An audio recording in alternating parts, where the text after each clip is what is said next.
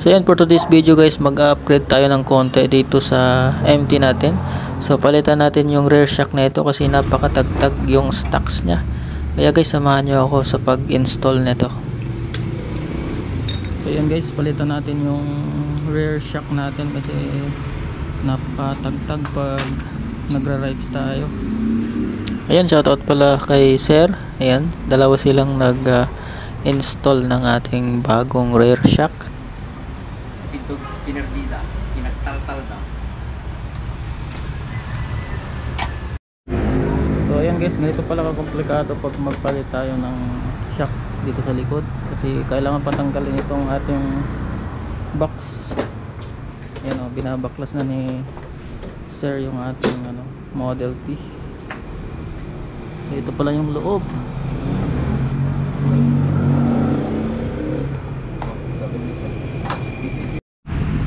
Bale guys, ito yung papalit natin na shock sa likod.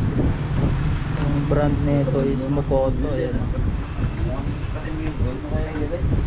Panigurado, magaganda naman yung bounce natin na ito.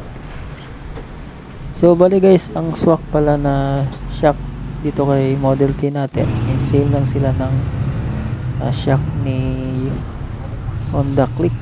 Ayan, okay. Saktong sakto. Install na nila yung bagong natin, bagong shock Mokoto. Ito yung natin guys, yung stock natin na shock.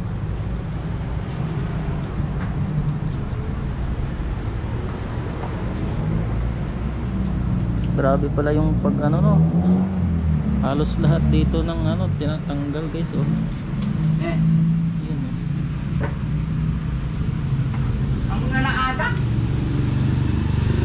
yung tangke natin. Ito nga mga kapugit, may kabit na natin ang ating rear shocks. Okay, yung rear natin lagyan natin mga kapugit. So ayan guys, nagpalit tayo ng rear shock para sa ating MT. Ayan. So kapapalit mo yan Mokoto po yan brand.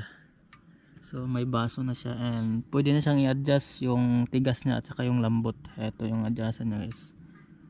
Wait lang, I'm not sure. Saan ba? Basta ito ata alam ko. So ayan, bali dito lang sa amin, dito sa Batak ko siya in-install. I mean nabili and pre-install na po. Kasama na po yung installation. So bali dito ang price nito guys is around 1.3 and then kasama yung labor. So nabayaran ko is around 1.5, 200 yung labor guys.